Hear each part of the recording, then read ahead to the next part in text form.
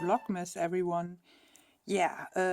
Today's video is inspired by something I just found this early morning on Instagram by Bart and his Instagram account.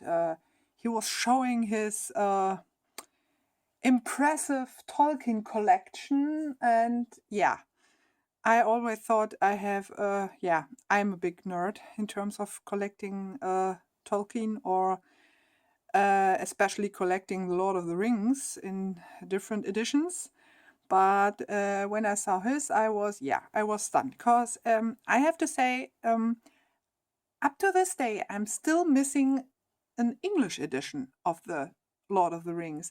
I have the audio, the BBC audio play, and also the audiobooks in German, but no English edition. I always wanted to have a gorgeous, gorgeous illustrated English hardcover edition, and always failed to buy one. So this is something on my to-do list still. But as you can see, I also have some German edition, and there's some missing. The Two Towers is missing here with this white edition here. These books are printed here in Germany by Klett-Cotta or Hobbit Press, which is special, something which is was created by Klett-Cotta, by the Klett-Cotta publisher. And they are the publishers for quite some years now. I guess they are the original publishers from the first editions. This is totally Tolkien nerdery here. And I thought, okay, I give it a go and will share a bit of my bookshelf, my Tolkien bookshelf with you, and maybe a bit more here on my shelf, because some of the things here, or some of the books, are a bit spread. So you can see my editions, my single book editions here with the 3 parts. This was my first one, and this nasty thing here was the nasty sticker I wanted to remove, and it never got really quite off. So this was my first edition, my first approach to Tolkien, and I have to say I was quite late on Tolkien. I have to say I only started with Tolkien when when the movies came out. I have to say, when the first movie came out, before that I started to read The Hobbit, and shortly after the first movie was was in the theaters, I ran to buy the 3 books version of The Lord of the Rings to find out what's about Merry and Pippin after the first part, after they got captured by the terrible Uruk-hais. So I bought that, and I was quite fascinated, and was quite a fast reader and loved the books. And I have to say, I still struggle to some degree with the 3rd part when they come to Mordor, because after a while you get the feeling you get to know Mordor quite on a quite deep level. You really have to, you really think you know every stone, because as you know, probably Tolkien was quite obsessive with landscapes, and Mordor was quite it was but it was really a vivid description, because I really felt the vastness and the despair of this landscape really deep into my bones. So it was a bit of a struggle. So I struggled like Sam and Frodo. So it was okay. I was okay with that. This was my first one, and I guess this was the second one, and I had it a bit too long in the sun, so you can see it faded, this this cover faded, but I wanted a hardcover. And this is, yeah, the kind of illustrations this publisher is always is making are sometimes quite okay and sometimes really abstract, and you think, what the heck do you want to tell me with that? So yeah, but I love this golden ring with the Elvish inscription on it. Yeah, this was my first one, and as you can see, I have a second one, cause the problem here in Germany with German Lord of the Rings edition is the translations. Yeah, the translations here are, we have two, I don't know if we really have two teams, so to speak, two groups which are lovers from which love the one translation or the other. The old translation was a good one, I have to say. I started, sadly, I started with the new translation, but I was so thrilled to read further. So and at the first reading, or at my first reading, it wasn't so obvious to me that there are some major differences. Cause the second translation we had here by long gone Wolfgang Krege, only some German YouTubers will know him, and German Tolkien nerd YouTubers will know him. He did the second translation, and his approach was more modern, and the kind of old style language you all also have in the English edition, this kind of Shakespeare type. He tried to get a new flavor to it and make it all modern, or almost all modern, and there were some terms in it which really were ouch. To me, really were ouch, and I wasn't, when I tried to read it for the second time, I wasn't able to read it anymore, because then it was so obvious to me. Yeah, but so I started collecting. I started collecting the first translations. This one, where you see the second volume is missing. I got quite cheap in a comic store or so, which are also selling fantasy books, and they were only 10 euros. But I unfortunately got only these two volumes, and the second is still missing. I have to get my hands on the second still. And then I guess I bought this here. This is the old green 3-part edition with the old translation by, oh god, I have to look, because Margarete, oh sorry, I have to see. It's really gorgeously bound, and here with this here, I have to see, just a bit of shifting here. No, there is no name. It's a woman, actually. It's a shame that I that I remember the one that I don't like and forgot about the real one. This is, and it's not standing here. Hey, sorry, what's that? So let's see here. There we have it. Okay, this part is translated by Marguerite Caroux. So this is the best one, I have to say, the best one. Although they also redid this newer version, because there was a lot of turmoil about the first translation, or so many people hated it.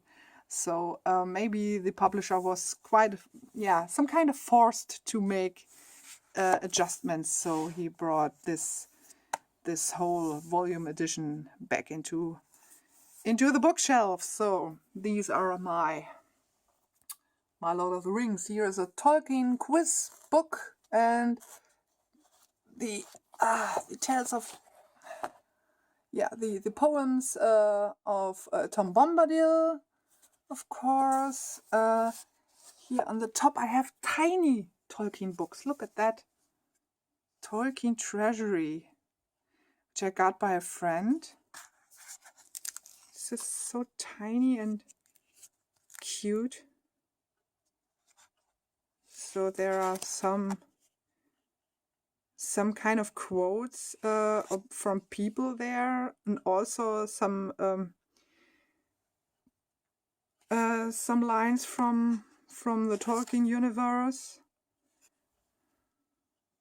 Smaug the Magic Dragon. So Aragorn. This is also gorgeous. You can see here. Yeah, I really, ooh, look at that. This is also stunning. Yeah, this is one little thing I have, and this here is also gorgeous. The Songs of the Hobbit, a 3-parter. And I so like this. Guess this is Lake Town. And I'm not sure, this looks really like Tolkien's drawings he also did. But I'm not so good getting them out with just one hand, so I will leave them in. What else do we have here? Look at that, an Elvish dictionary for just €1. Yeah, sometimes I'm also collecting when I have when there are some sales going on. So this one, and now we move a bit deeper here, and there are a lot of, yeah, this one I also got secondhand. Sir Gawain and the Green Knight, Pearl and Sir Orvio. And I really thought I had 3 I had 3 Hobbit editions, but at the moment I'm only finding one. This one with the cover of Tolkien. I don't know. The thing is, here we had also 2 different kinds of translations. And I guess this time the translation of Wolfgang Kriege, who did The Lord of the Rings, this case, the translation by him here in The Hobbit was better, I guess, if I remember correctly. Because there is a passage in this where they are telling about the origins of Bilbo Baggins and the Tooks, and that one Took had a little affair with I guess it was in the original, it was a fairy. But I'm not quite sure. I know that in the German edition they said in one edition it was a fee, how we call fairies here, fee. But you can easily mix them up, because elves are sometimes also seen as fairies, and also as elves, or how we call them, Elben. And I know that Tolkien loved the German word for elves, Elben.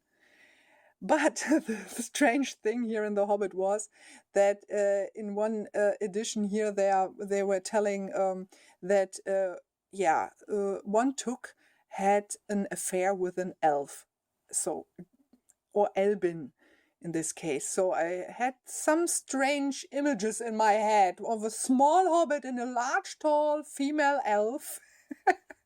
And I'm not quite sure. I would prefer to be a bit more fey-blood in it, in terms of fairies, or Feen, like we call them, Fey. Would make more sense to me, at least. Yeah, this was funny, maybe not for everyone, because it's so nerdy. So another Elvish dictionary I have, but unfortunately I'm not very good in Elvish. This is also I always use this when I'm traveling in the Middle Earth world. This is gorgeous. It's a lot of facts in it, but not every fact. The other one is this. And also secondhand, I got this as a present. And as you can see, Wolfgang Kriege did it, but in this case it was okay. It was a handbook of the sages of Middle Earth. And as you can see, this is kind of a strange cover design by, this publisher. Sometimes I really don't know what they are up to. But but I like this is the famous griffin of this publisher. So I love this. Yeah, but this is really, it was totally useful because also of these maps of Beleriand. And I don't know if there on the back is, yeah, Middle Earth. This was totally useful because I had several attempts started reading the Silmarillion, as you see, in Denmark. No, this was some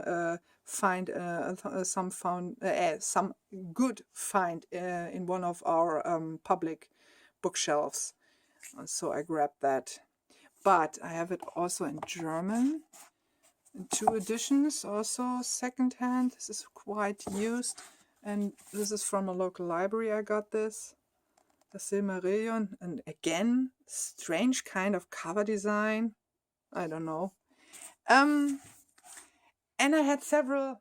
This is, of course, no Tolkien, but it fits there nicely until I have a bigger Tolkien book there.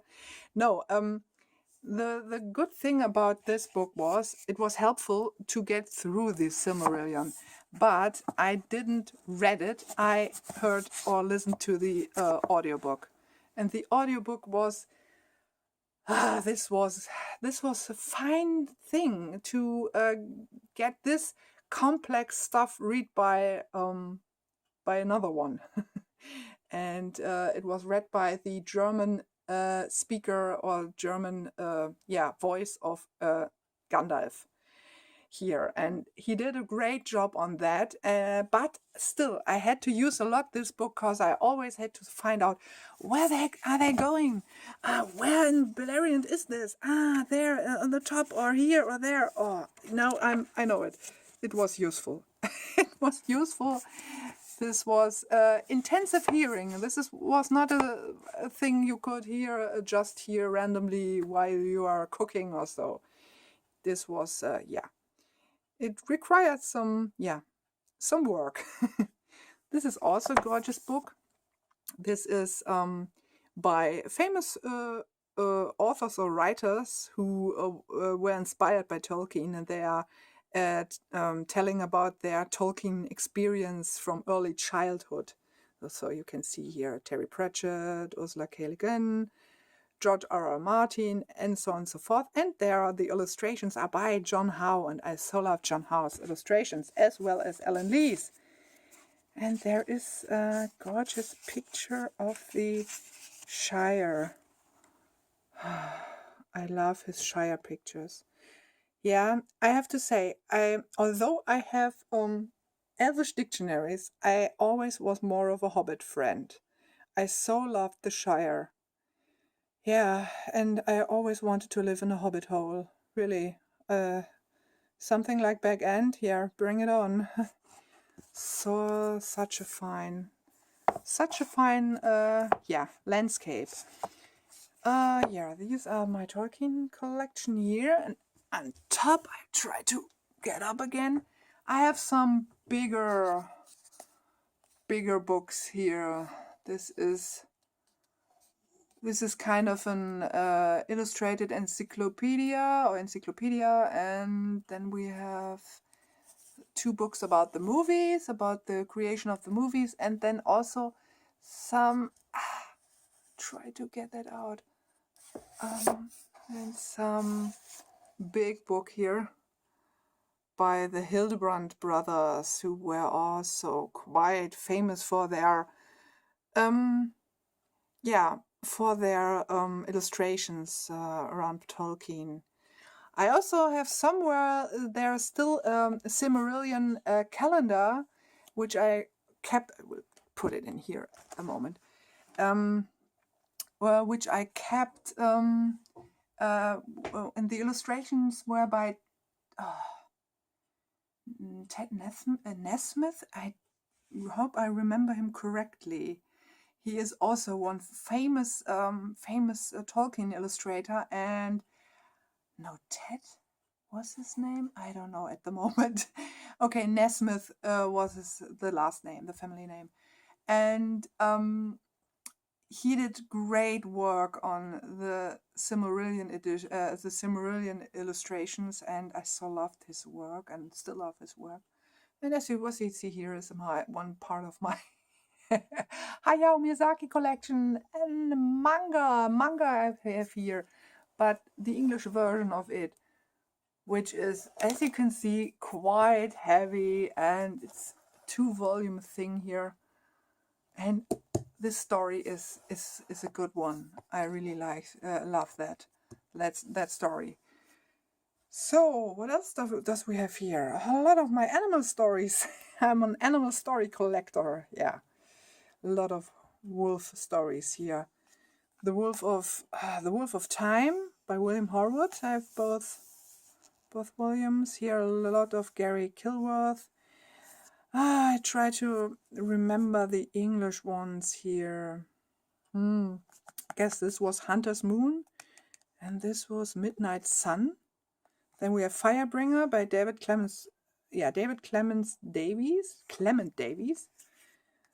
Then something by A.R. Lloyd, and another Kilworth. This is Dance in the Frost. I don't know. Something like that. Of course, Richard Adams is also here. I also have, this is not my only part of my animal collection. I also have another, but that shelf looks a bit messy at the moment. And I have a lot of animal stories there. Of course, Watership Down, my most favorite one. And I try to look a lot of more stories there. I will share with you in a later video someday. Yeah, but as you can see here, there are a lot of more things here. A lot of about dwarves and myths, and also about wizards and witches. And okay, I have the books by Jill Barklam. I'm quite a nerd in terms of illustrations, even if they are children's books illustrations, but I so love the, how does this call it, bramble? I try to figure out. Bramble. We call it Brombeerhaag. Just this is a collective of all the stories. Try to figure out now. Don't look at the messy table at the moment. We have a lot of going on at the moment. Let's see. No, there's definitely no way to get it out around. I will stop for a moment so I have 2 spare hands. Okay, Brambly Hedge. That wasn't so difficult. We call it Brombeerhaag. So this video is again a bit too long, but yeah. Sometimes I'm rambling a bit too long, especially about books and so on and so forth. So here you got a little impression of my Tolkien shelf. So hope you liked it. I will see what I will share with you tomorrow. I still want to share with you one herbal tea recipe I am always making around this time of year, which is good for your digestive system, especially when you had a lot of good food and your tummy needs a bit of help. So maybe I will share this with you tomorrow or the day after that. So we will see. So I wish you a fine day and a fine night. Until tomorrow. Bye.